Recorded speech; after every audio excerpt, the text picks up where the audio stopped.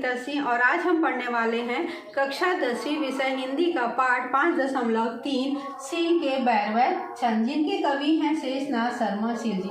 कल की वीडियो में हमने विदा के बेरा का क्या किया था, पद्यांश का अर्थ तैयार किया था और आज की वीडियो में जो है वो ससुराल में मैके की सुरता का क्या करेंगे, पद्यांश का जो है वो अर्थ तैयार करेंगे। तो चलिए शुरुआत करते हैं पद्यांश का अध्ययन से, जिसके जो है उसकी क्या करेंगे, हम लोग जो है वो व्याख्या तैयार करेंगे। तो यहाँ पर है सबसे पहला पद्यांश।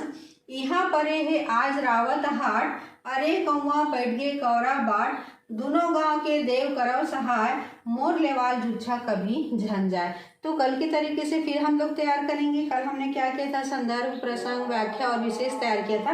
तो यहाँ पर हमको थोड़ा सा एक बात ध्यान में रखना है कि यहाँ पर जो है वो क्या बदल जाएगा, संदर्भ तो वही रहेगा जिसमें हमको पाठ का नाम और कवि का नाम को क्या करना है, लिखना है। लेकिन एक चीज़ जो बदल जाएगा वह क्या बदल जाएगा, प्रसंग जो है वो बदल जाएगा।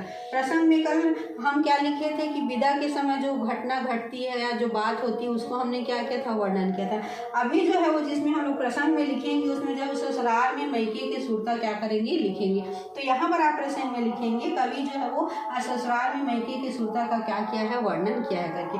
अब उसके बाद हम क्या करेंगे, व्याख्या करेंगे। तो व्याख्या करने के लिए हम लोग क्या करते हैं, सबसे पहले जो है वो कठिन शब्दों के सरल रूप तैयार करते हैं। तो यहाँ पर भी हम क्या करेंगे, कठिन शब्दों के जो है वो सरल रूप तैयार करेंगे। उसके बाद हम क्या करेंगे, व्याख्या जो है वो तैयार करेंगे। तो चलिए देखते हैं इनमें कौन से जो है वो कठिन शब्द हैं करके। तो यहाँ पर जो सबसे पहला मेरे को कठिन शब्द लग रहा है वह क्या है, हाट। तो हाट का जो है वो सरल रूप हो जाएगा बाजार। उसके बाद आगे देखते हैं, अरे कौआ बैठ गए कौरा बाट। तो कौरा भी क्या होता है, थोड़ा सा कठिन शब्द है। तो जो हम खाना खाते हैं तो जो कौर लेते हैं उसे क्या कहा जाता है, कौरा कहा जाता है। इससे क्या बोला जाता है, ग्रास करके बोला जाता है। तो आप यहाँ पर क्या लिख सकते हैं, ग्रास करके लिख सकते हैं। दोनों गांव के देव करव सहाय, मोर लेवाल। लेवाल उसे कहा जाता है जो अपनी बहन या पत्नी को क्या करता है, विदा करके लेके जाता है, उसे क्या कहा जाता है, लेवाल कहा जाता है। और जुच्छा मतलब होता है खाली करके। तो अब हमारे पास जो है वो कठिन जितने भी शब्द थे उनके क्या आ चुके हैं, सरल जो है वो आ चुके हैं। तो अब हम क्या करते हैं, इनकी जो है वो व्याख्या तैयार करते हैं। तो चलिए हम क्या करते हैं, इसकी जो है वो व्याख्या तैयार कर रहे हैं। यहाँ परे है आज रावत हाट बाजार। तो जो बेटी है ससुराल में जो है वो रह रही है और वह क्या कह रही है, यहाँ परे है आज रावत हाट बाजार। ससुराल में वह कह रही है कि ससुराल में मेरे क्या है, आज जो है वो बाजार लगा हुआ। और कैसा बाजार लगा हुआ है, रावत का जो है वो बाजार लगा हुआ है। अरे कौआ बैठ गए कौरा बाट। और कौआ क्या हो गए हैं, बैठकर भोजन की प्रतीक्षा कर रहे हैं। आगे देखते हैं, दोनों गांव के देव करव सहाय। दोनों गांव मतलब दोनों गांव के देव क्या करना, मेरी जो है वो सहायता करना।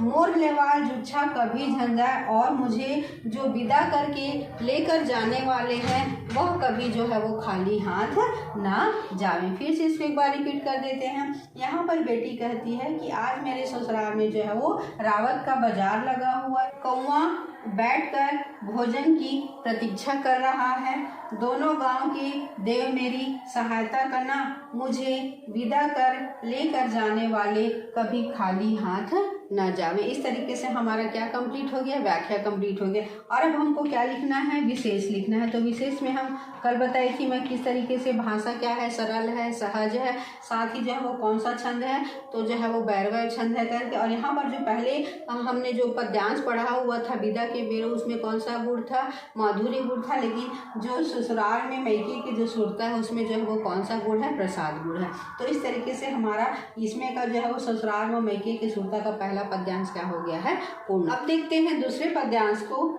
यहाँ हावय कबरी दोहिन गाय, ननकी उहाँ गोरस बिन नहीं खाए, मैया आइस फुलकत रांधे खीर, हाय विधाता कैसन धरिहा धीर। यहाँ पर फिर हम क्या कर लेते हैं, कठिन शब्दों के जो है वो सरल रूप तैयार कर लेते हैं। तो यहाँ पर जो कठिन शब्द है उसमें है कबरी। तो कबरी जो थोड़ा सा दाग वाला रहता है उसे या चितकबरी जिसे कहा जाता है उसे हम क्या कहते हैं, कबरी। तो यहाँ पर कबरी का सरल रूप आप लिख सकते हैं, चितकबरी।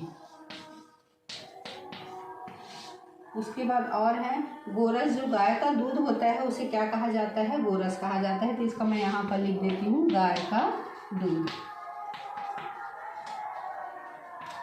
उसके बाद है कुलकत। कुलकत मतलब होता है प्रसन्न चित्त।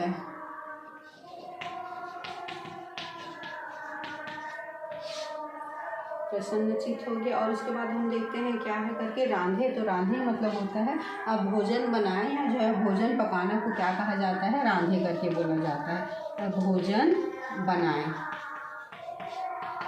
चलिए अब हमारे पास जो है वो कठिन शब्दों के सरल रूप आ चुके हैं। अब हम इनकी क्या करते हैं, व्याख्या तैयार करते हैं। यहाँ हावय कबरी दोहिन गाय। यहाँ पर एक बात और ध्यान में रखना है, यहाँ पर जो है प्रसंग थोड़ा सा बदल जाएगा। प्रसंग में क्या बदल जाएगा, यहाँ पर जो है वो बेटी जो अपने ससुराल में जो सुविधा है उसके बारे में क्या कर रही है, बता रही है। तो इसको देखिए क्या लिखी, यहाँ हावय कबरी दोहिन गाय। तो बेटी जो है वो ससुराल के बारे में बताते हुए कहती है कि मेरे यहाँ क्या है, चितकबरी दुधारू गाय है। दोहिन मतलब क्या होता है, दुधारू गाय, मतलब जो दूध ज़्यादा देती है उसे क्या कहा जाता है, दोहिन या दुधारू गाय कहा जाता है। तो बेटी कह रही है कि मेरे यहाँ जो है वो चितकबरी दुधारू गाय है। ननकी वहाँ गोरस बिन नहीं खाए। तो वहाँ मतलब जो है वो मायके में जो उसकी बहन है, कौन बहन, छोटी जो बहन है वह जो है वो बिना दूध के नहीं खाती है। मैया आई स्कूलकत रांधे खीर और माँ आएगी प्रसन्न होकर के। माँ प्रसन्न चित्त होकर खीर बनाने के लिए आएगी। हाय विधाता कैसन धरी हाँ धीर। वह कह रही कि हे ईश्वर तब तक मैं कैसे धीरज धारण करूँगी। फिर से इसको एक बार रिपीट कर देती हूँ। बेटी अपने ससुराल का वर्णन करते हुए कहती है कि मेरे घर में एक चितकबरी दुधारू गाय है। मेरी छोटी बहन वहाँ मतलब मायके में बिना दूध के खाना नहीं खाती है या बिना दूध के नहीं खाती है। माँ प्रसन्न चित्त होकर खीर बनाने के लिए आएगी। तब तक हे ईश्वर मैं कैसे धीरज धारण करूं। फिर विशेष में हम लोग लिख देंगे शांत रस प्रसाद गुण भाषा सरल सहज और सरल है करके। इस तरीके से हमारा दूसरा पद्यांश भी क्या हो जाएगा। लेते हैं तीसरे पद्यांश को। पानी छुईस न झोंकिस चोंगी पान। हाय रे पोथी धन रे कन्यादान। मोर संग म नहावय सूतय खाए। ते भाई अब लट्ठा म नहीं आए। भाई आधा प्रगट आधा लुकाए। ठाढ़े मुरमुर देखत रहते हैं। फिर देख लेते हैं जो कठिन शब्द है उनके सरल रूप जो है वो। तो झोंकिस, झोंकिस का जो है वो सरल रूप होता है पकड़ना। यहाँ पे थोड़ा सा प्रसंग जो है वो परिवर्तित हो जाएगा। प्रसंग में जो है वो भाई के बारे में सोच करके जो विचार आते हैं उसको जो है वो बहन के द्वारा बताया गया, उसका वर्णन कवि के द्वारा किया गया। इस बात को हम किस में लिखेंगे, प्रसंग में लिखेंगे। अब हम क्या कर लेते हैं, व्याख्या कर लेते हैं। तो चलिए देखते हैं।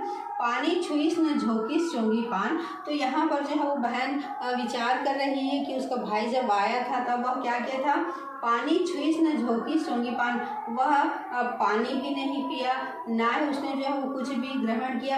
यहाँ तक का जो बीड़ी पान होता है उसको भी उसने जो है वो ग्रहण नहीं किया था।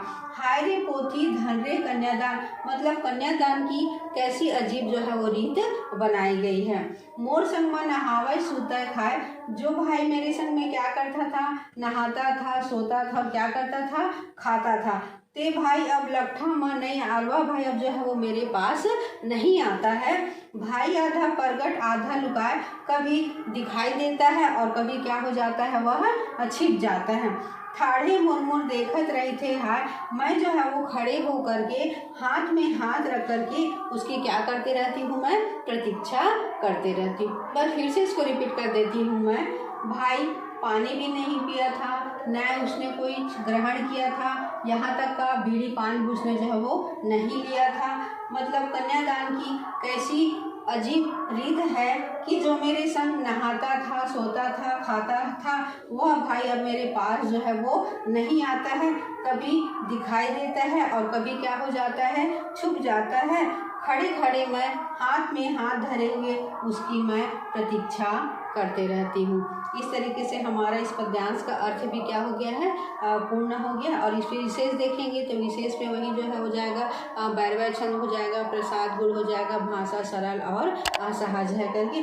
तो इस तरीके से जो है हमारा ससुराल में लड़की के सुर का पद्यांश क्या हो जाएगा, कंप्लीट हो जाएगा।